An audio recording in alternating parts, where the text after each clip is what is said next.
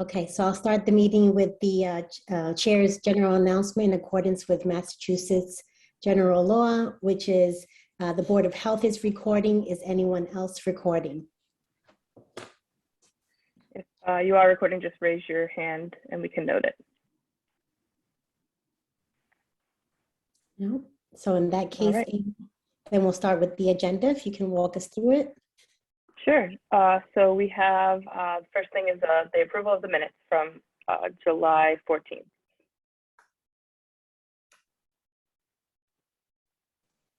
I make a motion to approve.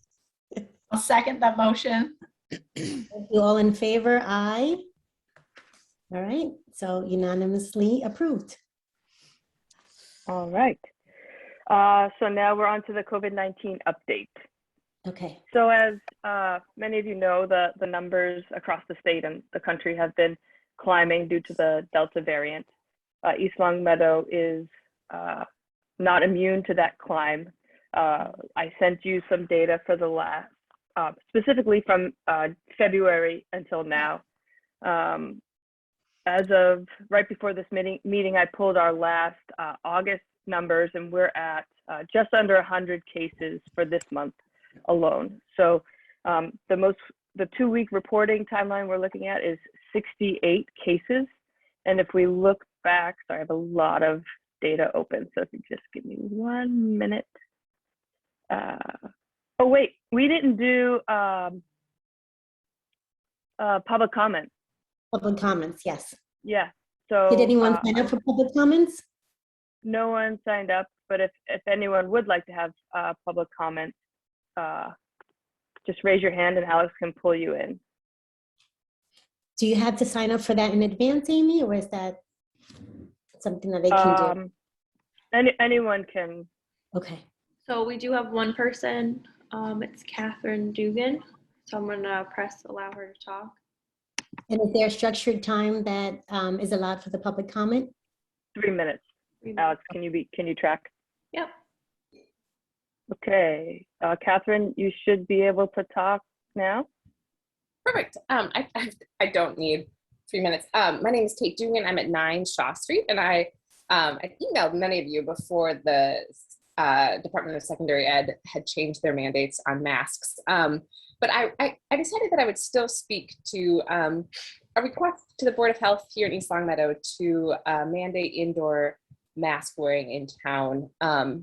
It feels like it's the right move for our community, and I'm very much just reflecting on the fact that our neighbors in Longmeadow did the same on the 17th. So just that request from the public, and thank you for all of your time and work, especially in this time. Thanks so much. All right. Thank you. Thank you very much. And I apologize if there's anybody else who'd like to talk. You can go ahead and raise your hand. All right, seeing none, now we will resume the COVID-19 update. All right, so we're pulling up the most recent data.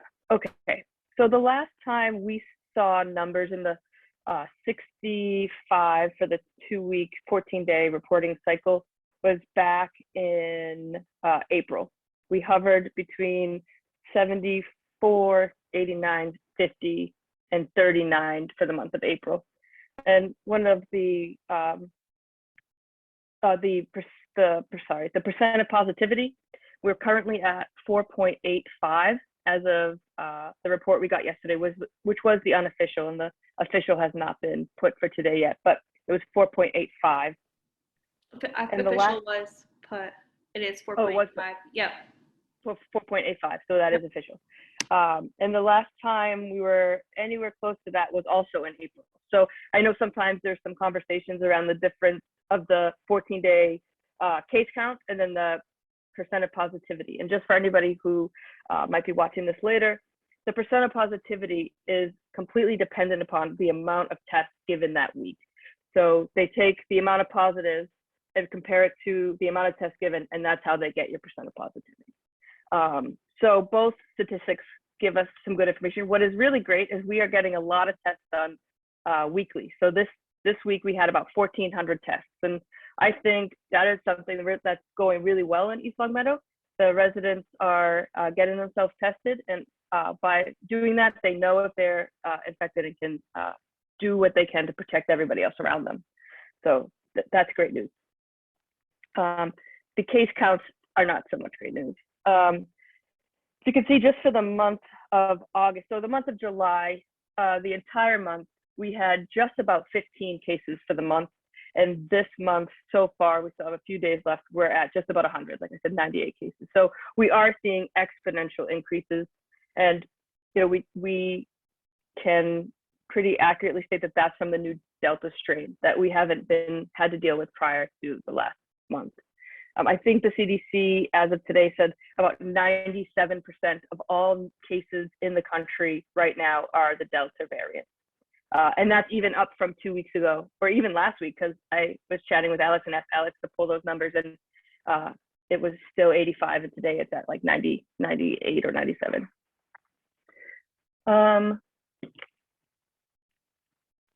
So with the cases that we do have, there isn't really an age demographic that stands out. The age breakdown is pretty even across all of the different demographics. We have 2 or 3 household-based clusters.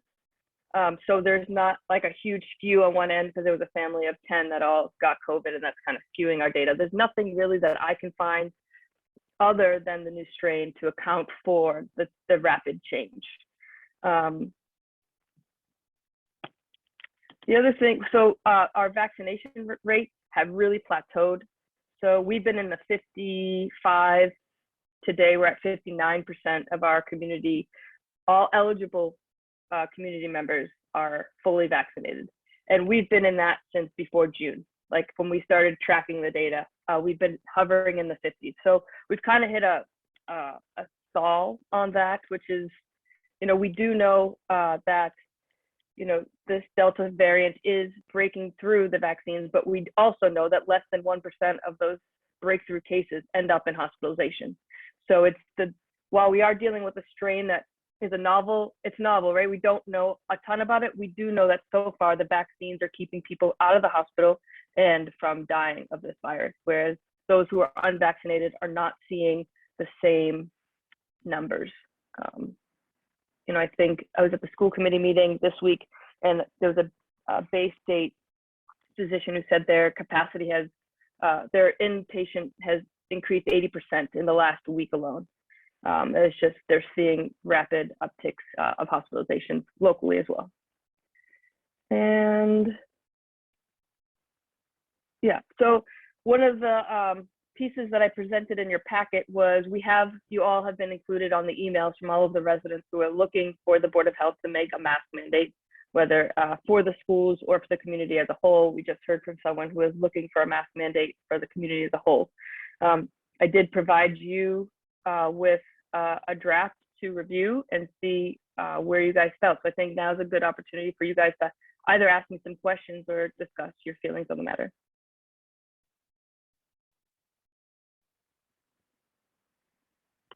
Can you just talk a minute, Amy, if you would, about the breakdown of vaccination rates by age group? Because I think that is an important part of this discussion as well. Yeah, so, and one of the things, so I will do that, and I just will preface it for people who are listening or may be listening later, is, you know, a lot of the school focus was on the pediatric vaccination rates and really focusing on the groups that were vaccinated and what that looks like for the community.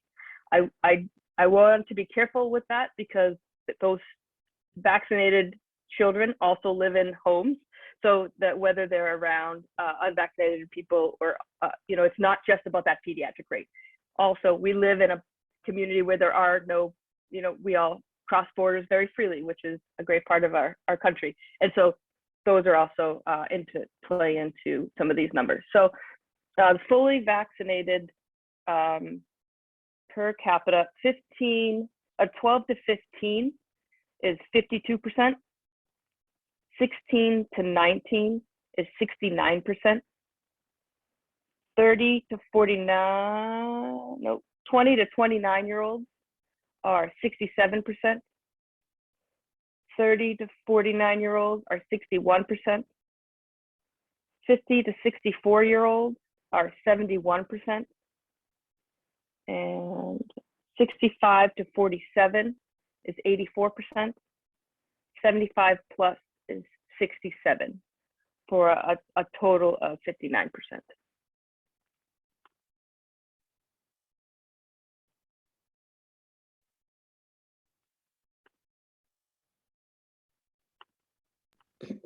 Amy, what are the current mitigation strategies that are being used now?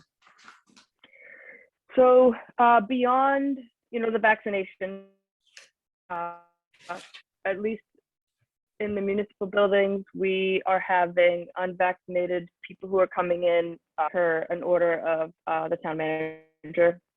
We're also doing a lot of education and outreach to the community through Facebook and messages.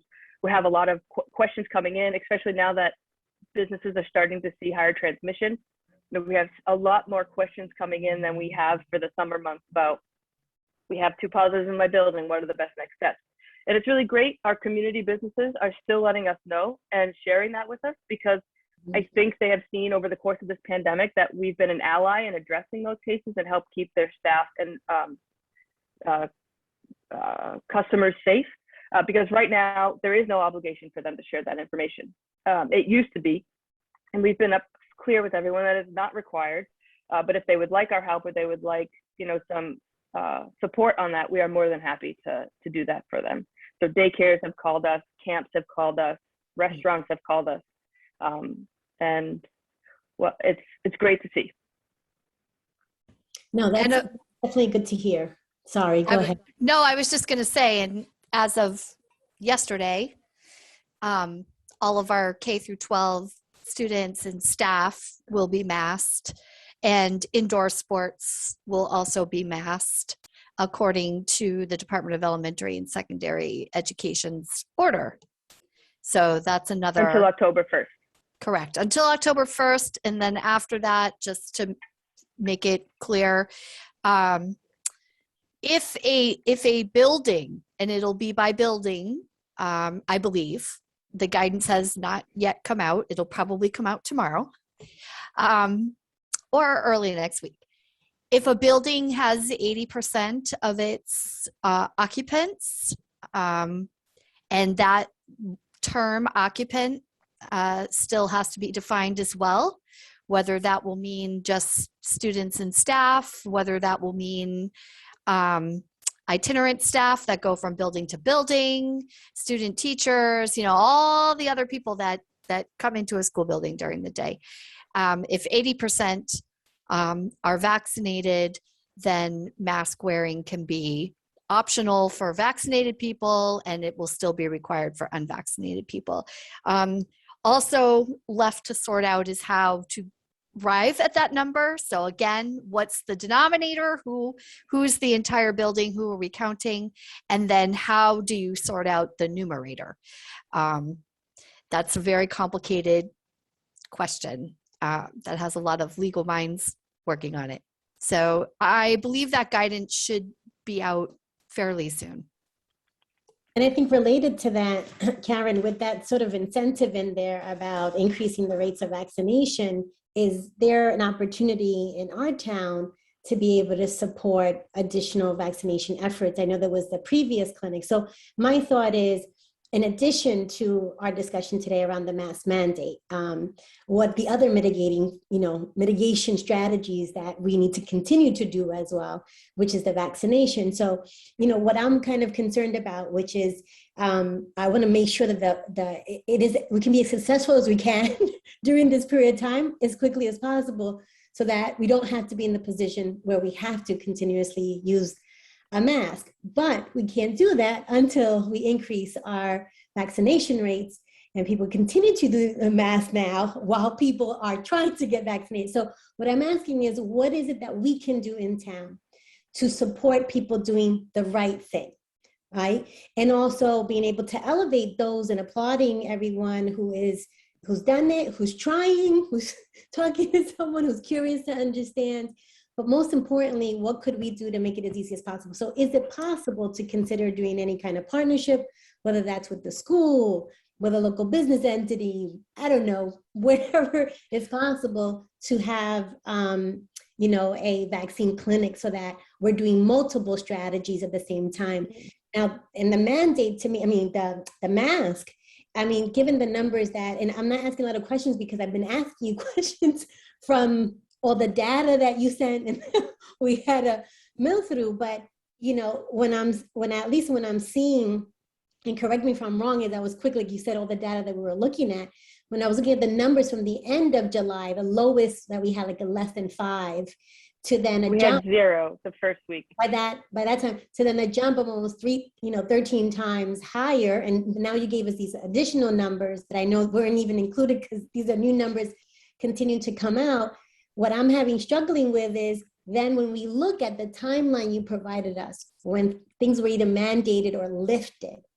And now remember, there's 2 different contexts here. We're talking about a different variant as you highlighted, but previously without this variant being present at that time to the level it is now, back in February 2020, you have masks were required for the entire school year when the positivity rate, again, please correct me if I'm wrong, was around 4, almost 4.5, 4.4.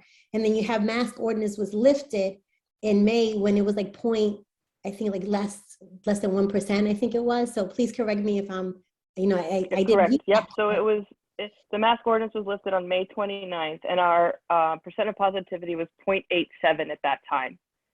Right. So I'm struggling with the direction we're going in now. And we were making those decisions back then, and given this new context, so I think it's really supporting the multiple mitigation strategies to the highest level possible that we can support our communities, because we want to continue to see our kids all get educated. We want families to continue to work, to go to school, whatever it is that they do. And we want our businesses to continue to function. And we want people to get the services that they need. So with these rates, I'm struggling with not upholding, we're all 3 health professions here with multiple years of experience. It goes against 1, my medical pledge to do no harm, and 2, as a public health professional, that we're making sure, I think I took, if I remember correctly, I raised my hand, I took this position and made an oath to protect the community. So I think it's really looking at the whole spectrum of mitigation efforts and everything that we can do to support the community in doing the right thing. So I would like to broaden the conversation. So in addition to looking at the mandate, is what else are we going to do? And how do we make it easy for people to do it? And I know that you started to share a few things that are done in terms of signage, in terms of hand sanitizer, in terms of masks. What else can we make it that if a person about to walk, and I haven't been out very much because of all these changes, but let's say I'm going to the library, you know, is there easy access to the hand sanitizer? Is there easy access to a mask because I came, but I forgot my mask in the car or my bag, or I switched bags? What could we do to really support people who just want to do the right thing, but may not have access to the things that they need? Sorry, I said a lot. I just had a lot on my mind. That's okay. I just say one thing there? Because I totally understand about the thinking, let's hold a vaccine clinic, let's, you know, have the mobile people come out. But I need everyone to understand that vaccine is readily available. It's readily available at 2 of our pharmacies right in town. And I just went on today to kind of see what the landscape was, and I called them. And you can walk in. They said, come in on the half hour. You won't have to wait as long, if you even have to wait at all. And when I went online onto VaxFinder, there were all kinds of appointments. So, I mean, there is lots of, and CVS and Walgreens both have extended hours too. So there's no reason why a work day necessarily should even impede that. I'm all for, and we did hold 1 clinic for students at the end of the school year last year. It was wicked successful. And I totally feel like that's something we could try to do again. But the school staff are going to, it's either going to have to be after school hours, or they're going to need some serious support, because there's a lot going on right now with the startup of school and our school health staff. So Absolutely. just that Absolutely. I I just will want to al- mention, Karen, so sorry, Amy, but I remember you just mentioned, those are great points that you're making. I thought, if I remember correctly, and I just don't have access because it was sent to me in an email, there is a like one pager that the State Department of Public Health puts out with all the different ways that you can get vaccinated, because there's even the option to actually ask for someone to come to your house and give it to you. So you're right. Maybe, Amy, if we have access to that document as well, if we can share it on social media, as I've been seeing a lot of social media communication from our department, that would be great. So I think those points are excellent. And yes, the school is beginning to do that. So if it works somewhere else, or just maybe just reminding people. So I appreciate that, Karen. Thank you. But that one pager may be something that we can also disseminate in the community. Yeah, all the options are posted on our website too as well, for all the different ways you can get vaccinated, and information on the booster shot. It's all posted too. And Sarah, you stole my thunder. So I was going to talk Oh, about I'm the so in-home sorry. vaccination program. No, it's fine. You're totally fine. And I because just love that we we all all- have the same. we- We're all on the same page. Right, we all know these things, and I think our excitement is that we know there's so many different ways, and sometimes we might forget to share all of them, Yeah. and I just happen to be that one place. So yeah, And we also know there are a lot of obstacles for a variety of different reasons to getting vaccinated. And, coordinating someone to come to your home and vaccinate anyone who's eligible is much easier than lugging your family to go to CVS in a time where you're masking, you're not masking. It's much easier, and there are no restrictions. So I just want to also clarify, when the at-home vaccination started, you had to have a certain amount of medical conditions, homebound, and then other medical conditions. At this point, it is open to any Massachusetts resident. There was one other. Also, the same program will do a business vaccination clinic. So they'll come with a bus. You can call for a business. You can call for like 60 Center Square, all of those businesses. They'll come with a bus and vaccinate whoever wants to be vaccinated. There are a variety of programs. We had one over at Ty and Bond. They came for all the shifts. So that's a building that's open, for 3 different shifts. They came and vaccinated anyone who was interested a while ago. And I think also that you can choose between Johnson & Johnson and Pfizer. You don't have to, if you're someone who is looking for one or the other type of vaccine, they're also making those options available to you in the delivery route. yes, and I'm looking at the chat, and someone's reminding me of all the mobile services, including.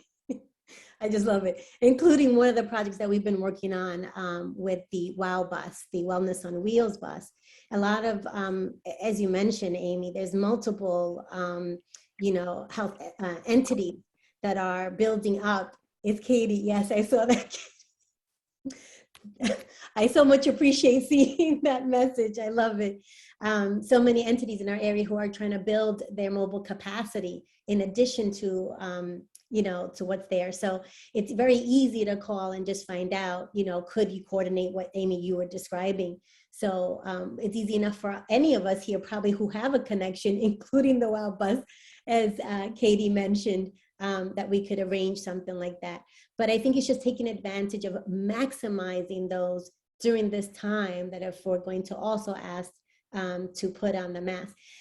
The other question I have related to the mask, is it possible, and again, I haven't seen this, maybe there is there some kind, I know this might sound kind of, is there something that says tips on managing wearing a mask? Like I remember in school, right? There is. I remember in school, the kids had a mask break. I'm like, that makes sense. That's wonderful. So in other words, how do we become creative during this stress so that we're saying, all right, let's do things that's slightly different, but in a way that supports people still using it, but taking into account the challenges that really exist for some to use it. What are your thoughts? There's a mask break embedded in that DESI guidance. Again, there's language around mask breaks, and there's also a lot of great work, graphics and whatnot coming out of DPH, and I've seen them on our own Instagram or Facebook feed. on how to adapt masks for children, for instance, with the twist and tie method and what makes a good fitting mask and all those kinds of tips. They're all out there. I do think that providing masks at certain points that are frequently, if we move forward with a mask mandate for indoor masking, I do think that, I have definitely seen that can be very effective if someone comes in without a mask and for whatever the reason, whether they have forgotten it or they're choosing to not wear it or not wanting to wear it. When they're offered a mask, they'll often just take it and put it on because it becomes the culture, like, welcome to Walmart, here's your mask. So I do think that there is something to that. I'm not sure how to operationalize it and what kind of funding that we have to kind of maybe go to some of our bigger businesses and say, we'll get you started. Here's a starter. If you'd like to keep masks by the front door, like when you go into Big Y and they wash your cart, and you can get a mask. I think that would definitely support mask wearing. Yeah, so that's one of the things that we do in town hall, and the library and the Council on Aging is there are masks at every department that you go to in a little basket, and they are for free, and we encourage people to take as many as they will use. National Night Out, we went through hundreds of masks that night. We said they were all taking one. We said, you take as many as you are going to use because they're better out on your face than they are in this basket. And people appreciated that. So, and we still have masks at the health department for residents or other departments. And I can certainly look into any leftover COVID funds that the department might have into supporting some of our area businesses who might need help with masks. Yeah, I think that would be great. And communicating with them at the same time that this might be something you might want to offer your customers when they come in. And I think that's in the DISI guidance too, to have some on hand for the students as well, right? To make sure that, because we all know kids, they might bring 3 to school and still need a 4th one in the day if it gets wet or soiled or they play with it or drop it. But yeah, no, I think that's in the DISI guidance as well to make sure. Oh, that they have absolutely. access. And I know from in practice that is actually, schools have a huge repository and they are frequently replacing or giving masks. And that is just something that has become part of their standard operating procedure at this point. Amy, my other question is in terms of supporting, are we going to go through that mandate, like language, or what are you going to describe? Yeah, it's really up to you guys if Okay. you want to consider it, if you want to edit it, if you want to scrap it and say maybe next month. It really was provided for a jumping off point for your discussion. Well, I was asking a question actually not different to that. I just didn't want to steal your thunder. Something you were. No, there's no thunder stealing. Well, the question I had that I think is also important and taking into consideration, there's 2 factors. One is that in order for something to be really successful, because we're in a different state, not just with the strain. And there are others that I'm sure are cropping up right now as we take longer to increase our vaccination rates and people using the mask. So they're probably bubbling out there, unfortunately. I'm not using proper terminology, but I'm sure infectious diseases doc know what I'm saying.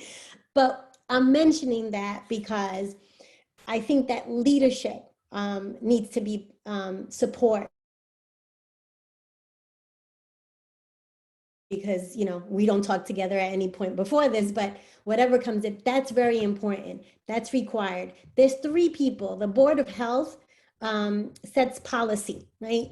And our health department team that's been absolutely wonderful, and have comments related to that too, that's making me sad. But our health department team has been an incredible team since we've been here. I've lasted long because everyone in our health department are incredible professionals to the highest level, which we are short supply on in public health.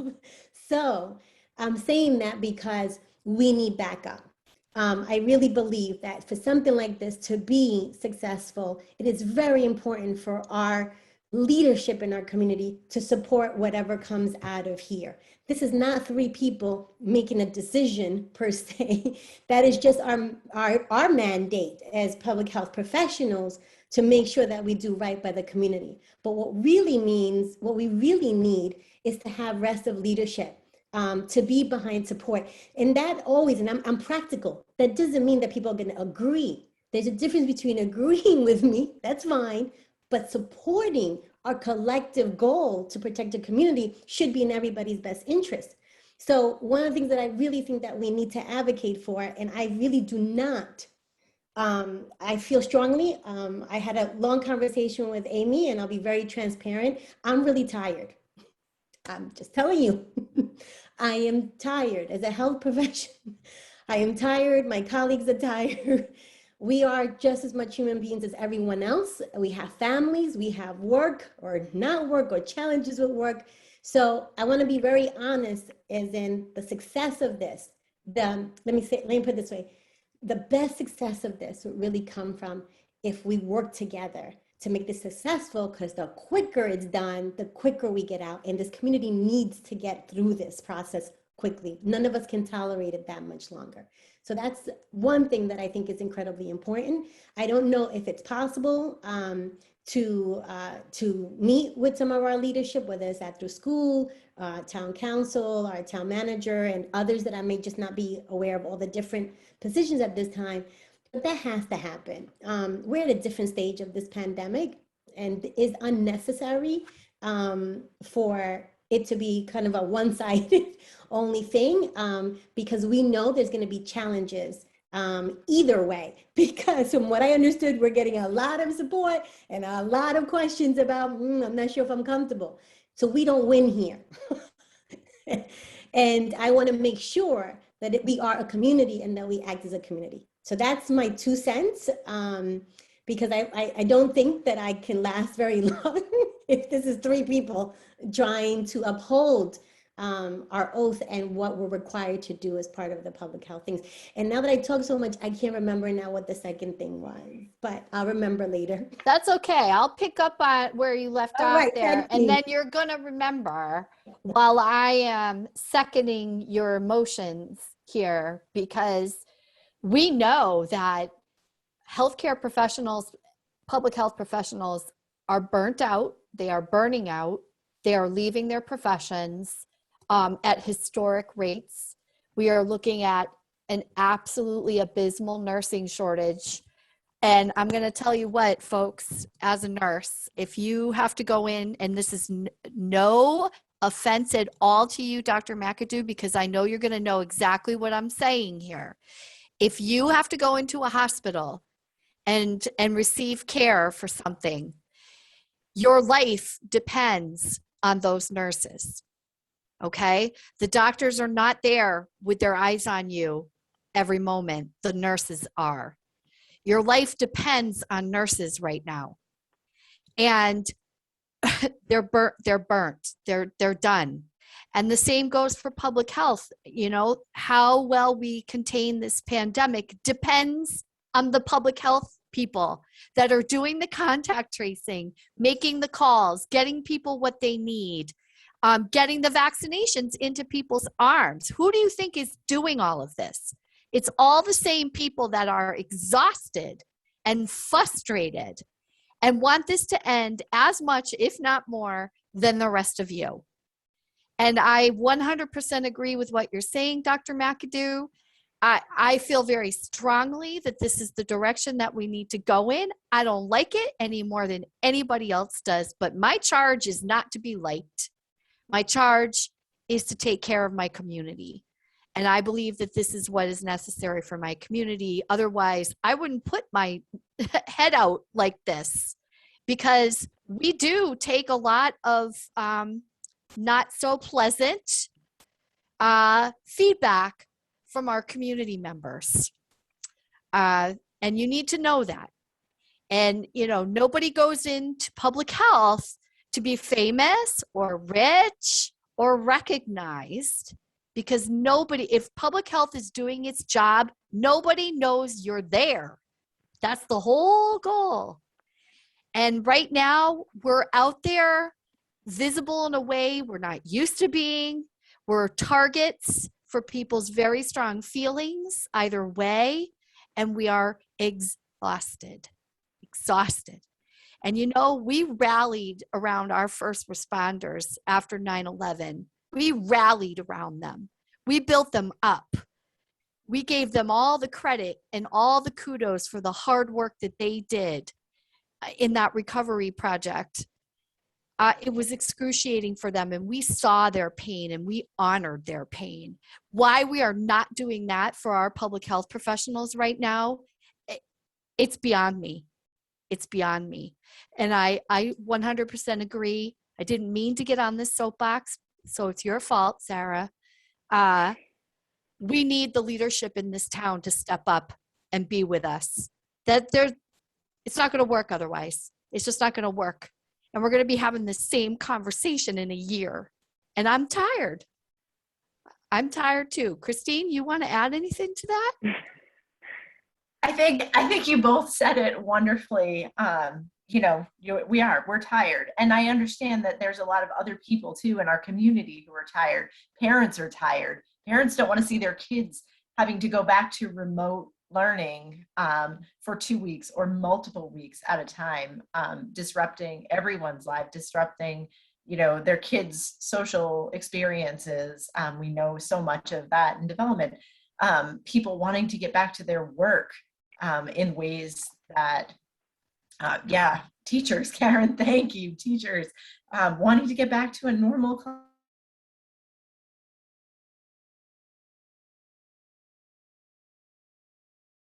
community leadership behind us is so incredibly important, because you're right, it would beyond the public health and the medical professionals who are tired. There's a lot of other people too, and I don't want to, I'm not knocking anything that either of you said, because I'm one of those tired people as well. And I know that our staff here from the health department as well has been working tirelessly. And so just putting that out there, that we know that there are ways that we can help everyone else continue to try to experience life as normal as possible. So like Karen, like you said, we're not still talking about this in a year and not having these same discussions. Thank you, everyone, for giving the time to share that. I think we're all human, and that's really the message. As you mentioned, Christine, I think we're all in this together.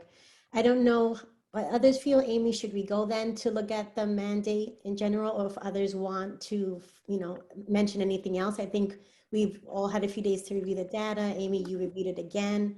So if you want to move to that part, I'm comfortable. Yeah, it sounds like everybody is at least interested in considering it. So if you have any feedback or comments on items you want removed or edited or changed, now's the time.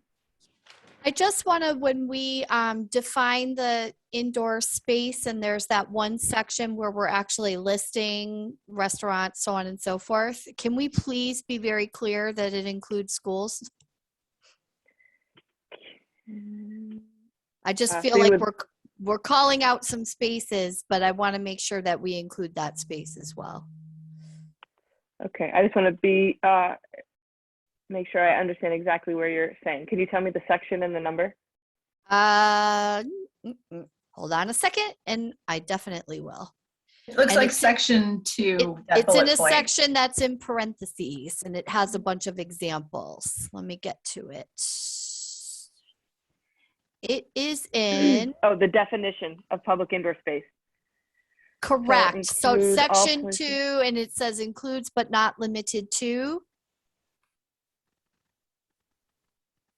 So I just want to be clear, because what's going to happen when October 1st comes, I want to be very clear and upfront about that. Okay, so you'd like for section 2 it to add just add schools to that list. Schools. Yep. Okay. Yep. Thank you.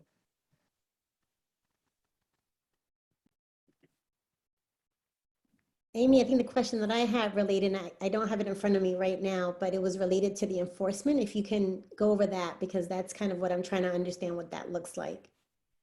Sure. So with any of the health department's regulations, whether it's something that the Board of Health creates or it's something that's put down by the state or the federal government, our department has always moved to education and warnings before we move anywhere near fines. However, for the legality of such an order, there does need to be a section of what happens. So the process, I just lost the document. The way it's written just says that the indoor space has the obligation to enforce this mask requirement. So it's really up to each individual business. And really, there are communities who have done this weeks or a month ahead of us. And just for my own education, I reached out to one of the larger communities that did this recently and asked them what kind of feedback they were getting from their businesses, because I'd like to be prepared for what we might be able to offer our community based on the lessons learned in another community. And what the health director said was, overwhelmingly, the calls and emails they're getting are of gratitude, because these businesses want to protect their employees, and they feel like if they do it on their own, they're going to lose customers. And that when the health department stepped in and did something like this, it took them as the fall guy, and it really puts it on the health department. And they say, well, it's the health department or it's the Board of Health. And they were really grateful for that because it allowed them to protect their employees in a way that they were somewhat hesitant to. Anyways, so back to your actual question. It does state that no penalty, if there's no penalty for what they're doing that already exists under Mass General Law, it shall be punished of a fine not more of $1,000. That's kind of typical code language, and that's what most public health codes say. Clearly, we would never start with a $1,000 fine. We typically start in the $25 ranges when we're looking at something like this, but it would be a lot of education and support prior to getting to something like fining. Because really, at the end of the day, we don't want to fine. We would like to encourage mask usage. And so it's really would be a really great opportunity for us to learn what are some of the barriers to mask usage in, I don't know, Starbucks or whatever. So if those businesses can call us and share that with us, we can help address those barriers with them. Is it that people don't know why they need to wear masks? Do people not have access to masks? What can we do to help the businesses in town be successful with this mask mandate? And I think after a week or two of, if this passes, getting that feedback, we'll be able to come back to this and maybe put something a little more concrete in place. Okay, and I think that's exactly, so it's one thing what it says, but what's a process is what I really wanted to know. And what you shared is what I wanted to hear. I really want to move away from the punitive part to much more of the supporting education and resources to make it happen. So I'm delighted to hear that we're going to continue that same strategy that were used previously and for anything else that we've had to do. I know that I have one other question. I'll probably remember it in a minute. So I'll let somebody else speak. I'd like to ask about, I know we note in, let's see that, on section 3, policies and procedures under conform to the following, remove for eating, drinking where allowed. We obviously had a lot of guidance from the state back in the spring before the mask mandate was removed about restaurants and bars and other places that serve food. And so I think if we do want to consider this, thinking about some actual guidance in terms of our establishments that serve food, so that we can give them real guidance, as opposed to, you have to have an indoor mask mandate in your restaurant. What does that actually mean? Does that mean your staff? Does it mean patrons? When is it permitted to remove your mask? I think I went out a few times, and it was, there was once where you had to wear it anytime you were not at your table. I didn't go out when you had to wear it unless you were actually eating. We haven't been out that much. We do a lot of takeout from from everyone in town. But I think that would be something that we really need to talk about as a as a board as what that actually means to have a mask mandate in a bar, in a restaurant. And when is it okay to take that off, so that we can do that appropriate guidance before we just hand this over to a business and say, here's the rules. So we can certainly flesh that out. My thought was that we would follow the most recent state, like what it was in the April timeline, which was like, unless you're sitting at a seat, your mask is on. And then for the employees, and this is what the Longmeadow and some of the other communities have done, is employees whenever, at all times. So like if you're going to a table, you keep your mask on because they will most likely have their mask off. And that's what it was. So I guess I could have fleshed that out a little bit more. I just assumed that it would just be what it was, but I can, if you guys are in agreement with that, I can certainly amend this to spell out those specific examples. Do we put it in there or do we provide a separate guidance? I don't know what you were thinking, Christine, whether to put it right in the order or put it in a separate guidance. I mean, I'm okay with either. I was just thinking that being the place where most of the time people remove their masks is for eating and drinking. I just would hate to turn an order over, right, to make this order and then, you know, have local establishments be calling the health department, where we could actually take some of that work off of the health department by either doing a guidance document or by putting it in here, so that they're not calling and saying, what does this actually mean for our staff? So and for our patrons? Because one of we the things wanna that support we've those done in businesses. preparation, sorry, Christine. No, I Okay. just want to say we want to continue to support our local businesses. We know how challenging the last year and a half has been for them. So I want people who are comfortable still going out to do so and to patronize them. So I want them to do it in the safest manner. So we can do one of two things. We have a letter drafted for our food service establishments that includes just kind of a letter on if this passes, as well as signage that they can use at their restaurant that we were going to send if this passed to everybody tomorrow. That way they had everything provided to them. And so I can either add that kind of delineation to the food service establishment specific email list, or I can clarify it in this document. So I can go either way. It's just what you guys prefer. I mean, I think putting something in there with a little asterisk or something that there's going to be this additional resource and part of the education instead of putting too much content in there. But I agree with Christine that it definitely would be, that's a core, group in our community that we should provide that additional information. But I think it could be part of one, your education strategy. Two, maybe somewhere in there just say, see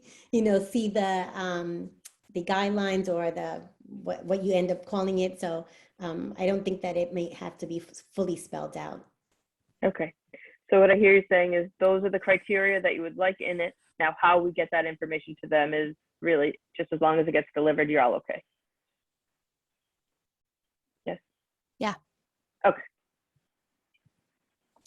Are there any other spaces that might need something more while we're just to make sure that we're really thinking? Oh, I think that should apply. Like this should be something from those key areas that we have large groups of people gathering. We want to, I think what Christine mentioned is critically important. We want people to continue to do what they're doing.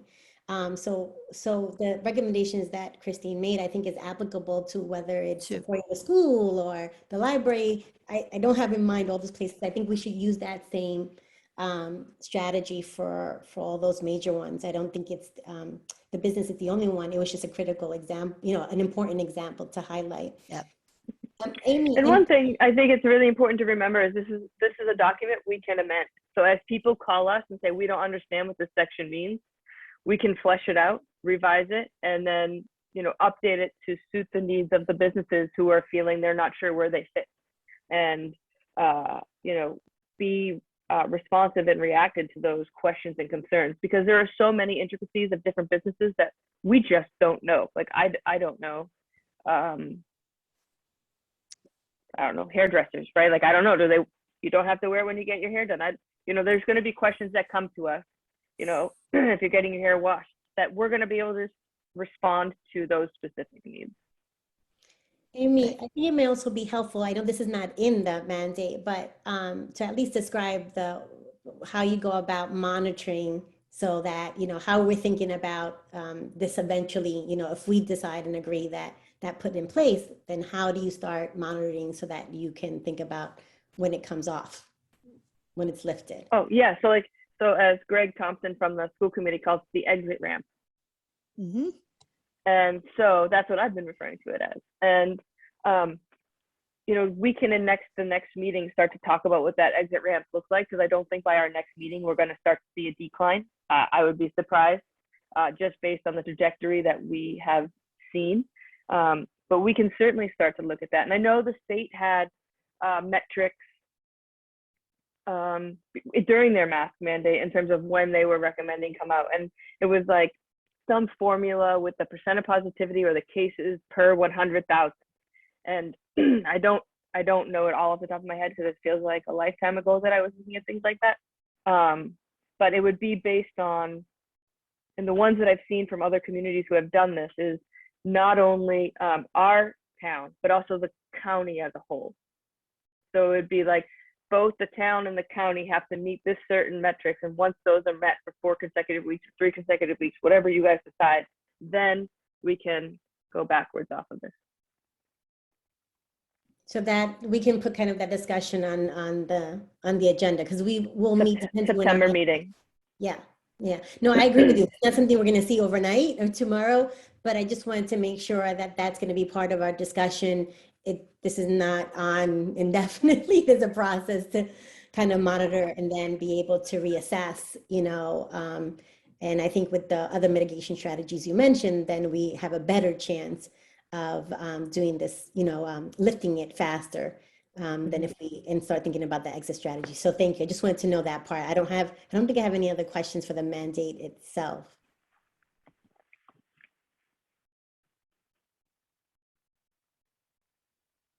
Okay, so if there are no questions and you guys are in favor, now would be the time for a vote. So we have to make a motion. That's how it becomes real. Oh, Karen, you're on mute. Nope, here I come. I have to click back over so I can see it, so I can make a motion. In your motion, Karen, can you just clarify with the 2 amendments as discussed in this meeting? Say that again? Can you include with the 2 amendments discussst in this meeting? That way your motion includes the edits. Yes. All right. I propose that we pass? Approve, yeah, pass. Pass this order, COVID-19 mandatory policies and procedures for wearing of masks or other face coverings in public indoor spaces in the town of East Long Meadow, with the amendments that we talked about just now. And I will second Karen's motion. All in favor? Aye. Usually the next thing I say is anyone opposed, but since all 3 of us lifted their hand, I'm not quite sure if I should say that. It sounds like what I should say is that the motion has passed. Okay.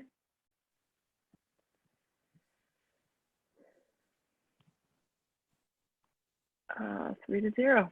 All right, moving on to the next item on the agenda, unless there's any other questions about COVID. Amy, I think I had asked before, it's not related to the mandate, in terms of, you mentioned to me that the contact tracing, because I know in our notes, it said that was either wrapping up, and I was thinking, obviously one of the mitigation strategies is increased testing, so for increasing testing, who's looking out for, you know, and doing the contact tracing, so that was something I forgot to ask. So the CTC was supposed to wrap up this week, actually. They were they terminated all their employees, and then rapidly realized that Delta had different plans for them. So they signed an extension with the governor and have slowly been bringing employees back on. There was quite a delay for about 2 weeks. Some of our positives did not get called. by the CTC, which I didn't know about until after. So I assume anybody who was positive knew they were positive, but what we did miss in data collection was their close contacts. So it's not ideal, but with our nursing situation and our staffing, that even if I did know, I'm not sure there was going to be much that we were going to be able to do to address it. They do feel confident that they are properly staffed for now. They are, I think, also seeing the trend that we're seeing and plan to continue to hire to address the anticipated need. With that, one of the items on our agenda, so if we could, well, I guess I could wait because I don't want to make a motion to move out of order. Okay, thank you. I just forgot to ask that question. And I think it was important because I was realizing that we wanted to make sure that that was being done and that the department was supported in making that happen. So, okay, thank you. Yes, okay. The next item on the agenda is our annual bike rodeo. It has, every year that we've done it, it has gotten more and more attendance, which we are also so happy for. And I don't know, Christine, you won't know this, but Karen and Sarah will. This event started out by a resident coming to us and asking for us to do education on bike road safety. And was it Christine, us? I don't remember who it was. I think so, yes, because she published a book. I remember that. Yeah. And she said that there's just a lot of risks around improperly riding your bike on the street if you're not following the right traffic patterns or using the right hand signals, and that it would be really great if we could do an event that educated, especially the youth, about such things. And from that a resident request, this has grown. And last year, Alex, 150? Yeah, 150. So in 1 year, we more than doubled the participants. Mary did approve us to use some of the community funds that we get from our trash hauler to purchase bike helmets again for everyone who's participating. And one of the great things this year, we've been able to buy the helmets. Last year, we just used Amazon and did the best we could with the sizing based on what they said. But this year, Family Bike, who has supported this event every single year by coming to do free bike tune-ups and apply bells to the kids' bikes, who they all love, has offered to give us a significant discount on the helmets that they provide. So they're Cannondale helmets. They are really, really nice, high-tech helmets, and they adjust in the back to fit a variety of heads. So your kid is going to get a helmet that is going to fit them until they're 20. No, probably not 20, but it is an adult small, basically, and it clicks down to fit a little kid. That's there so wasn't cool. a lot of options. Yeah, it is so cool. And they were really great about it. And they have been fantastic partners. And they only had very limited colors. COVID is affecting a lot of the supply chain in their world. So what Alex and I did this week is we picked stickers. What type are they? There's a bunch. No. They're waterproof. Waterproof. Like for a water bottle. So the kids can pick which sticker they want and put it on their helmet. So basically it becomes their own canvas. So in addition to the bike safety, we're going to have some cool arts and crafts activities going on that day. We are going to be able to raffle off a free book. As always, the police department is going to be there teaching our kids the rules of the road and doing some off-roading with them in the back of the high school. And the drag race, the very popular drag race is happening. And this year, I will not use my voice because we got an air horn. So when the kids are going, we will hit the air horn. I won't have to scream on your mark, set, go 100 times. So we're really excited. It's fantastic to see the kids out there so excited to be learning this stuff and really connecting with the cops. And the bike cops are really some fantastic people who really relate to the children and make it fun to learn this stuff. And that's really the goal. And so we're going to be buying the helmets, the bells, and we still have water bottles that we give out at such events as well for the health department to stay hydrated. So that's the update there. If you guys plan on attending, just let me know for some or any of it so I can post it as a public meeting, since more than 2 of you might be in the same place. Can you say when is it again? It's September 25th at the high school from 9 to 12. Well, I'll be there. I'll tell you right now. Okay. Probably around 10:30. Okay. Well, if any of you wanted to help with setup, it's not on the agenda, but I did just find out that our inspector has given her resignation, which you guys, I think, got the email earlier today if you've seen it. And she is usually with Alex and Liz, a large part of helping an event like this take off. So we will be short a very large player in our planning and setup. So if anyone wanted to do some setup with us, that would also be helpful. What time will you be setting up? Alex and I usually get there around 7:30 because we draw out the obstacle course with the paint, and then we set up the different stations. And given the COVID, we probably, instead of having all the tables together, we're probably going to set the different activities like the bike and the registration and the awards and the sticker section. We're probably going to have a bigger footprint than we have in the past, just to keep people further apart. So all of that will still is still yet to be ironed out. Usually Alex and I make a graph, but if you wanted to come even the last hour when things get crazy and we're trying to like make sure we're ready for 9, that would be helpful. Yep. Amy, I'll let you know as we get closer to the date, my availability, Sure. okay? All right. Yeah.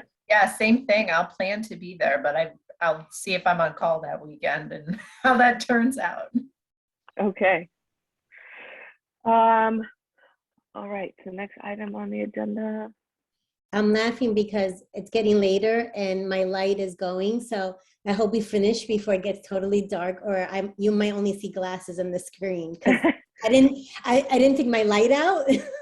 So I think we're almost at the end of the agenda. That's why I had to step away for a second, was because I needed to turn another one on. We are on our last agenda item, so I think we'll be wrapping up pretty soon. The last, and I just looked at it and I still can't remember. Oh, our nurse. So we hired a nurse. It is 3 to 5 hours a week. So it is still far low on hours to meet even the minimum needs, but it is something, and she's fantastic. She just started a few weeks ago. Right now, I was getting her trained in Maven because now you need to have an official certificate and sign off in order to do any work in Maven. So she has completed that. She's passed the proficiency test, and I have her for the time being, just helping me send the cases over to the CTC. As of next week, she's going to take one case to keep in-house, where she will follow that case from start to finish. That way, as questions come up, we can get her the support. I'm not a nurse and I do not know these things. So I have nurses that have agreed to be a contact for her to help her support through those questions. And also the epi line is also really fantastic for just helping you through them. So we do have a backlog of communicable diseases that are not critical in nature. And she wanted to jump into those 75, and I said, let's I appreciate the enthusiasm, but let's stick where like this for now. And as you get comfortable, if you hit 2 of those a week and get them off of our list, that's great, because they're all going to be something she's going to need to learn. You know, so she has agreed to do community programming with us with her skill set. So I haven't thought about this for a very long time. Alex, help me. What did we ask her to do?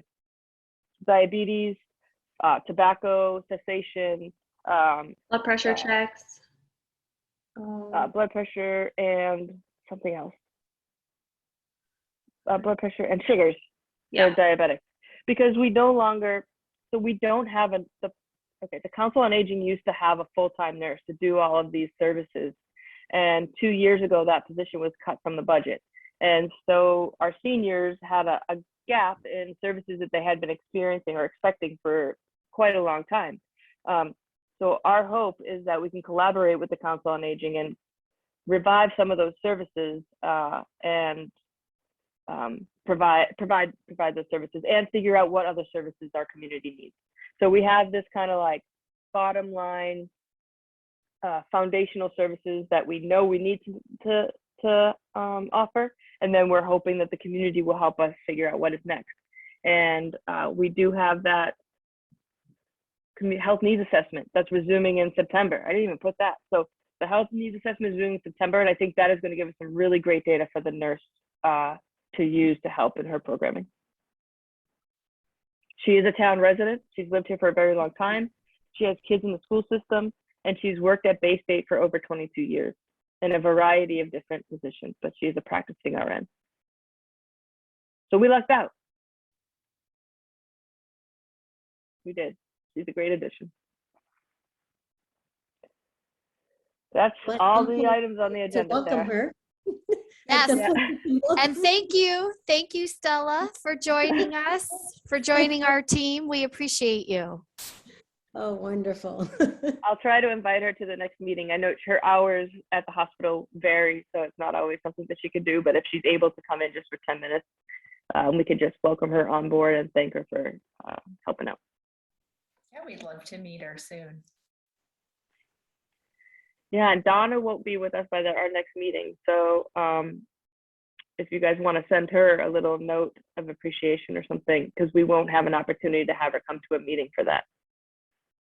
And we should say, we should say it too, so people hear it and it's on the record, that Donna is amazing. She has brought so much to our town with her skills and her knowledge, and just Donna is probably the nicest person, one of the nicest people certainly I have ever met in my life. Just truly, truly kind, a great problem solver, has been wonderful to our businesses. We get a lot of great feedback from the business community because of Donna. And she's worked so hard for us and done such great stuff. And so I'm really sad, and I'm really going to miss her as a person, but I want East Long Meadow to know too what they're losing. Yeah. I agree with you, Karen. I ditto everything that you said. I mean, it broke my heart, to be honest with you. And yes, I definitely would love to send her something or whatever you decide. But it really broke my heart. I mean, everything you said, Karen, she's an exceptional individual. And I mean, she just is really excellent, very welcoming, hard worker. I agree with you with how she developed those relationships. And she always smiled no matter how hard it was, the work. And that's on the outside, but we know that she spent a whole lot of time really being at your side and trying to get all these things done. So I definitely want to recognize her. And I'm really upset because if you had told me earlier, I would have had coffee with her with my mask on to tell her not to go. But Donna, you're wonderful, and we're going to miss you terribly. She's leaving us for a good opportunity. It's much closer to her home, and I'm happy that she has found something that she's been clear from the beginning. She's on the downward swing of her career, and there's a lot more people in the department to absorb the blow. It's that she's not, just me, Alex, and Donna who take the blows here. She's going to be able to spread that out a lot more. So I think also in terms of just being closer to home, she's going to have a lot more people around her to carry the load. So, all right, with that. Oh, is this where I make my famous motion to close the meeting? Do you want to pick a date in September before we go? Oh, Alex, you always got to get in there in between So the good. motion. Close, I'm about to disappear completely. we need that though. We always leave and then we're like, oh, It's true. It's true. I might as well just stop my video. That's Go fine. ahead, Alex. No, well, Amy's gonna look at her calendar.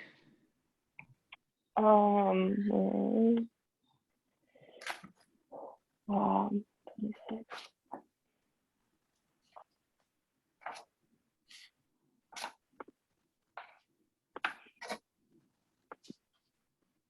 So this is the last week in August, right? The last full week in August.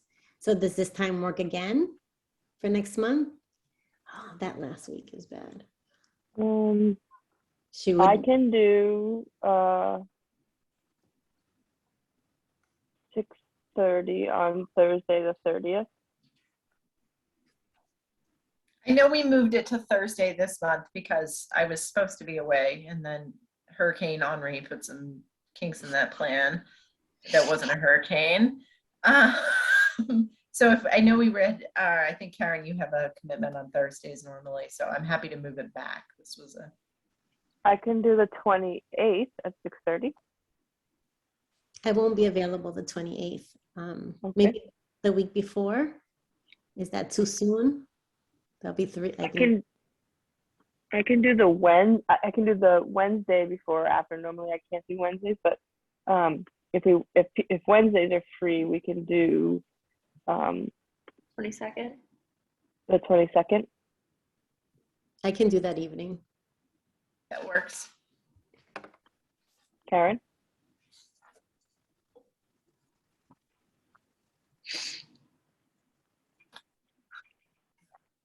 Okay. Did Karen say yes to that? Yeah, she did. Okay. I can't see her. All right. Now, Karen. Okay, hold on. Sorry, I was just putting it on my calendar right at that very moment. I'd like to make a motion to close. Second the motion. I'm thinking that everybody's in favor. All right, we can close the meeting. Bye, guys. Thanks for your hard work. I know it's Thank a lot. you very much, so I everybody. appreciate it. Thank you. Have a Good good night. night.